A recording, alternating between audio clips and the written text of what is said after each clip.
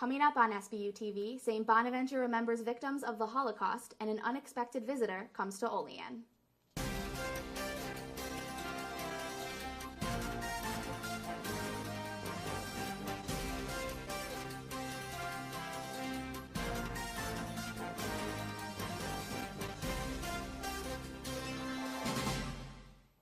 Hello and welcome to SBU TV. I'm Marissa Bruno. And I'm Matt Butler.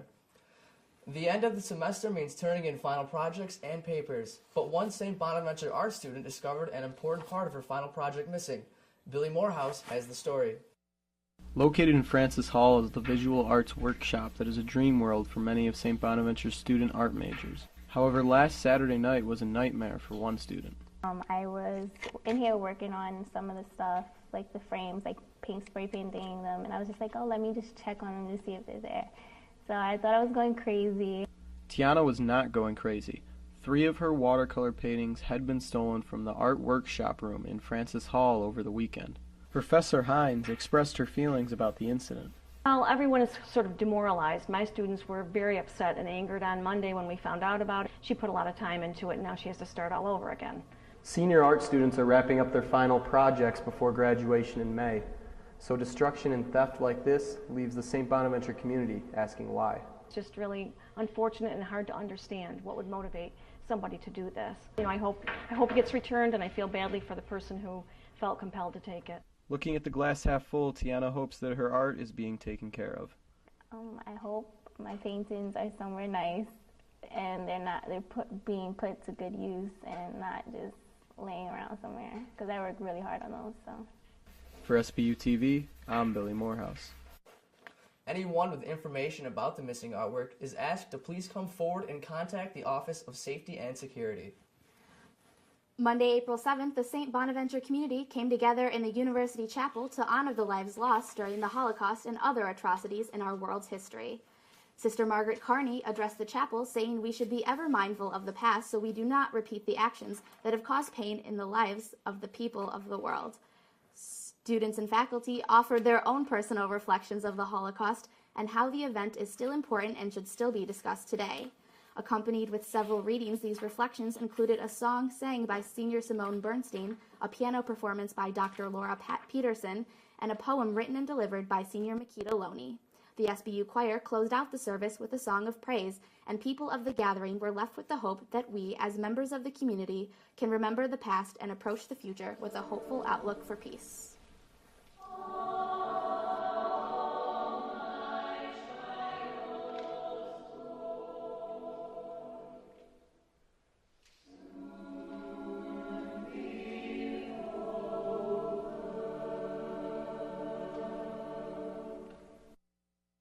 As local golf courses prepare for the season ahead, SBU TV's Tanner Jubenville will tell you how one course is doing more than just waiting for snow to melt.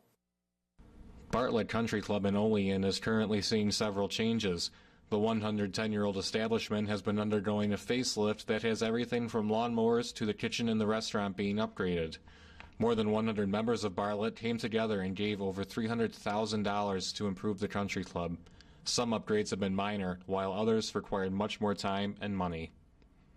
Probably close to 150 in total have voluntarily donated the money to fund numerous capital improvements, including the roof, boiler system, new carts, and now, as you see, the renovation of our new pool is going in.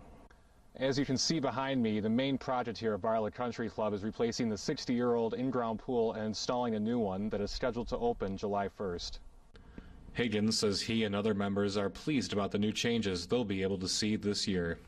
They call out our membership to support and update the clubhouse and the pool and everything else, and they've responded, so it's pretty exciting stuff going around here. For SBU TV, I'm Tanner Jubenville. As of now, Bartlett is letting golfers play the course on foot while they wait for the ground to dry. To commemorate the end of March's Women's History Month, St. Bonaventure University welcomed a special guest from Ukraine. Chris Spiker caught up with her. Dr. Olena Savchuk, a visiting scholar at the University of Michigan, spoke at St. Bonaventure Thursday about her research on violence against women and the family in Ukraine. Savchuk was the keynote speaker of the 2014 Mary Devereaux Lecture and discussed the violence some women face in her native country of Ukraine. Savchuk studied social work and psychology while working with Ukrainian social service agencies that helped abused women. I recognize that it's really interesting to talking with people in some practical issues and horrible issues and what's happened in the life. Savchuk explained that female domestic violence victims in Ukraine and the United States share similar symptoms when abused. However, Ukraine lacks a variety of social programs that are available in the U.S. In Ukraine, we just only start to providing the supporting system.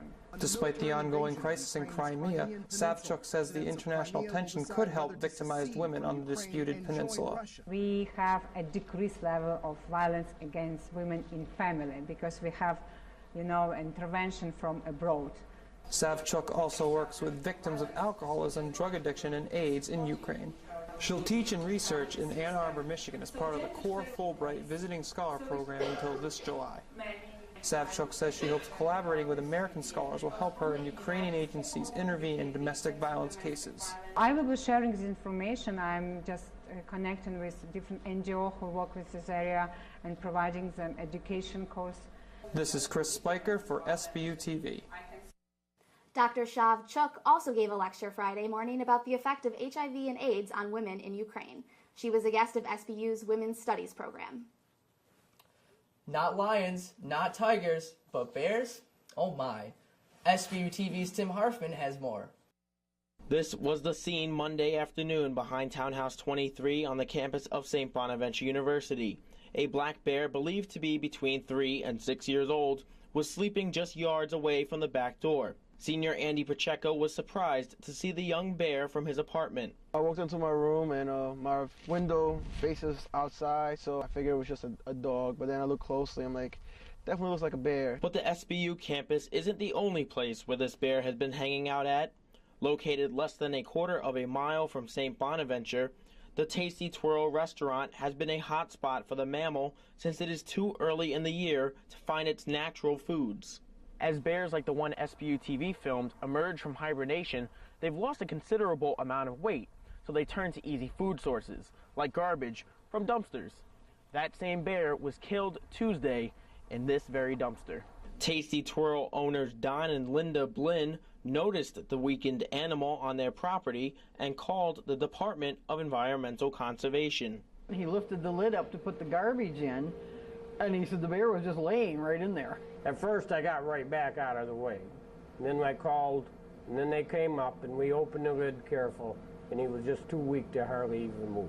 That's how bad he was. We immobilized the bear with a drug cocktail that we use on the wild animals, and at that point the animal was humanely dispatched. I felt bad that that's what had to happen, but I knew if it was sick, that was the best thing for it. There's always a possibility that you could take the bear and move it someplace else, but once I assessed her condition, it was determined that she was just too far gone to really survive. According to Speartoe, the bear was inflicted with sarcoptic mange, a fatal disease amongst mammals that causes organ damage, weight loss, and the detriment of fur.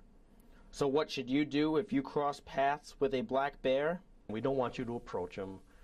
You can take a picture and look from a distance away. Certainly don't chase after him or anything like that, because then you put the bear in the situation where he either has to leave or he has to defend himself. For SBU TV, I'm Tim Harfmann.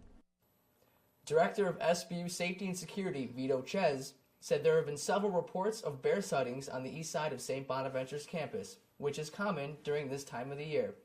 If you witness a bear in the area, call SBU Security at 716-375-2525 or the Department of Environmental Conservation at 716-372-0645. The city of Olean is preparing to start the summer off bright.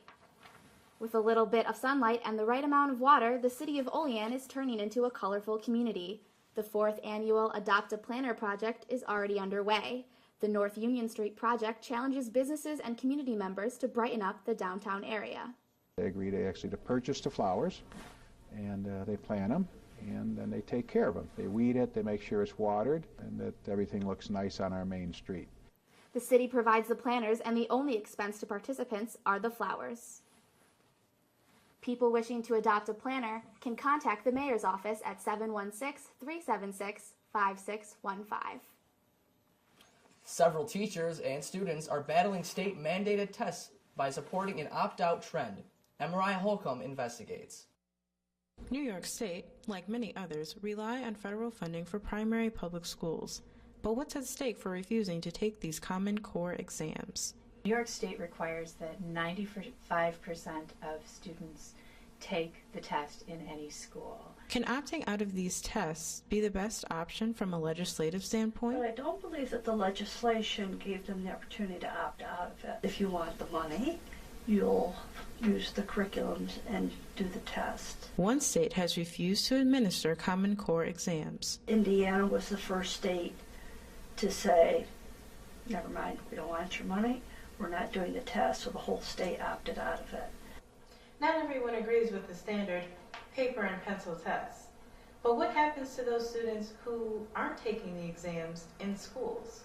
Williamsville and a few other districts around the state are opting for what's now being called the sit and stare policy, where you have to sit in the room, you have to sit there and just stare. Have parents had any reaction to this policy? Parents are feeling strongly enough, you do not have the right to abuse my child by making them sit there, you know, no sound, no movement, no nothing for the duration of that test. So, for SBU TV, I'm Marissa Holcomb. More than 25,000 elementary students have opted out of taking Common Core exams. Over 294,000 children have been served by children's advocacy centers around the country in 2013. In honor of Child Abuse Prevention Month, I looked into what the Olean community is doing about child abuse. When the Jerry Sandusky trial broke out, we watched as victims struggled to break their silence.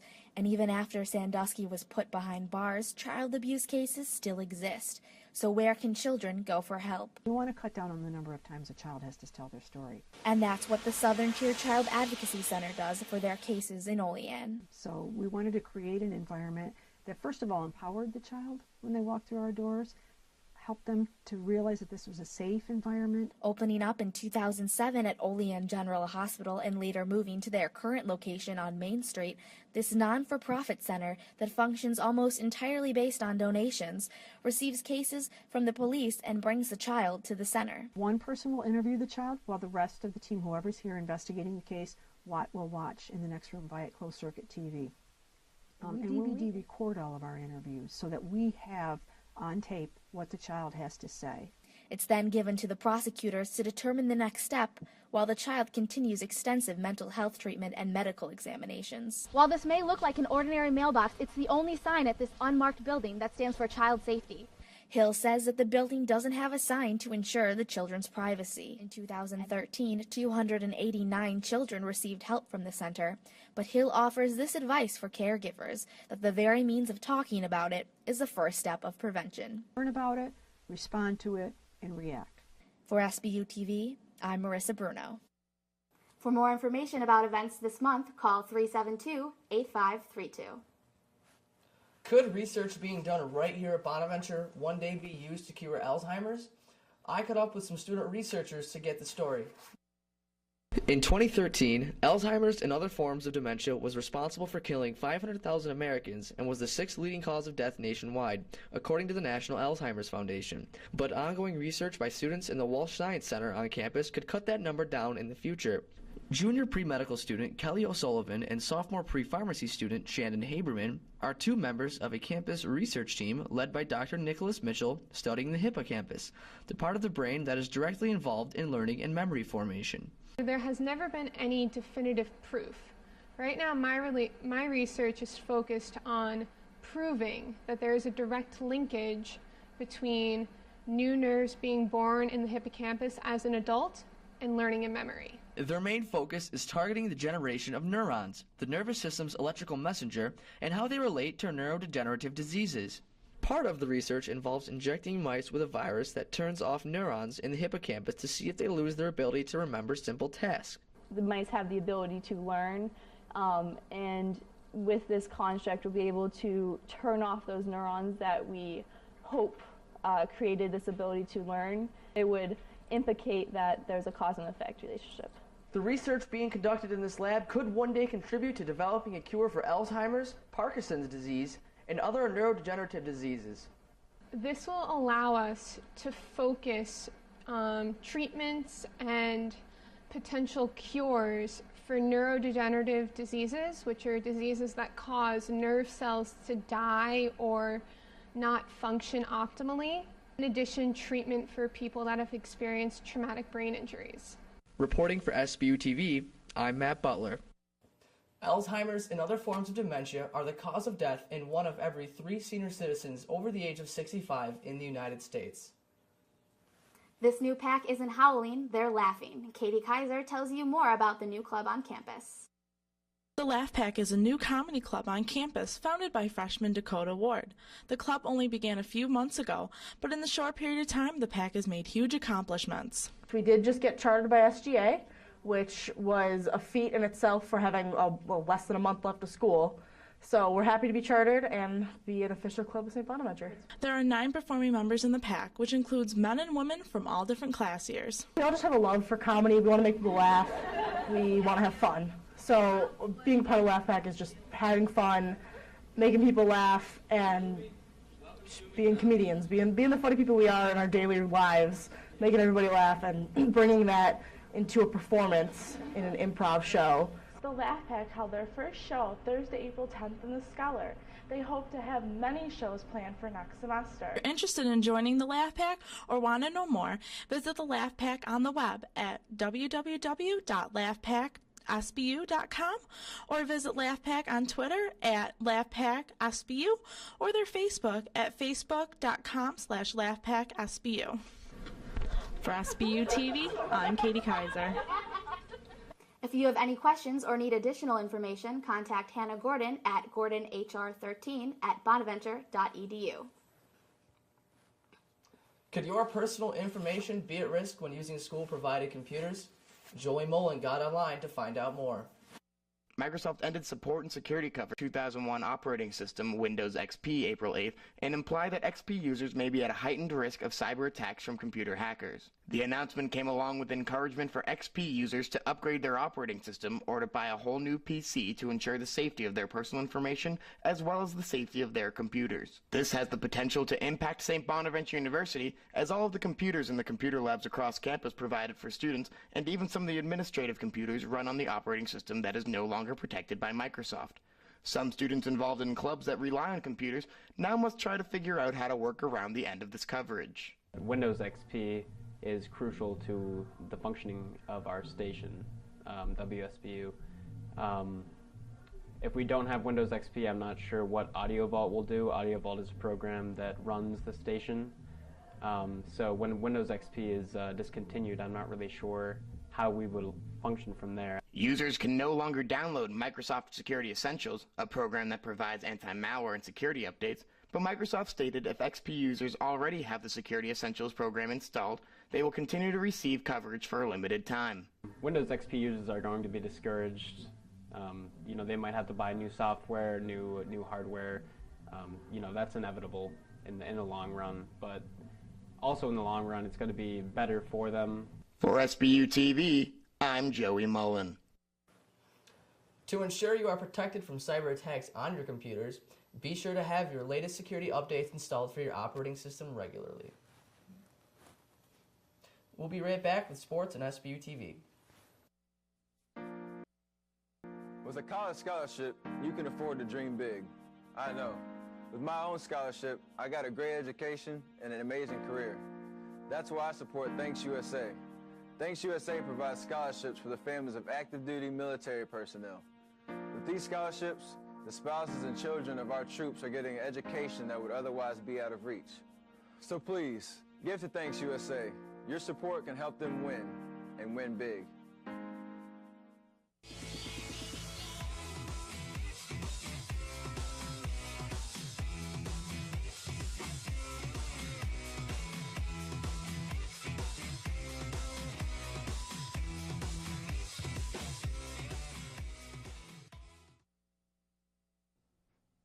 For sports, I'm Mariah Holcomb. The St. Bonaventure men's rugby team has many star athletes on its roster. SBU TV's Corinne Lettieri got to talk to a freshman who recently had some national exposure. This past fall, the St. Bonaventure men's rugby team finished with a 7-1-1 record, only one win shy of the playoffs. Since then, the team has had a very busy offseason, but not quite like freshman Louis Carpio, who has had the chance of a lifetime. I got invited to one of the U20 camps in Arizona to try out for the USA U20 Junior All-American team. The opportunity took him to Arizona and eventually the Olympic Training Center. I got invited back to Chula Vista at the OTC, the Olympic Training Center in San Diego. So that was pretty fun. And I mean, my teammates were very supportive of me and my family and coaches as well. Carpio said the experience in Chula Vista was very humbling for a young rugby player. I was amongst, there was other like Olympians there and Paralympics. Some of those athletes were there, and I mean, it was just great to be around, people that have such determination in doing what they do and what they love. Since returning to campus to play on the men's sevens team, Carpio has shared what he learned with his fellow Bonnies. At these camps, we've always had classrooms and training sessions where our coaches tell us to keep a notebook, and after those classroom settings and training sessions, I go back to my room and write down, the things that I've learned, and I brought those back here and I taught my teammates, I showed my coaches, and it's really helped out a lot. Carpio is looking to help his team advance to the playoffs this fall as the team moves up to Division 1A. Reporting for SBU TV, I'm Corinne Lettieri. The USA Junior Men's All-American team defeated Hong Kong earlier this week and will play against Georgia tonight in the IRB Junior World Rugby Trophy in Hong Kong.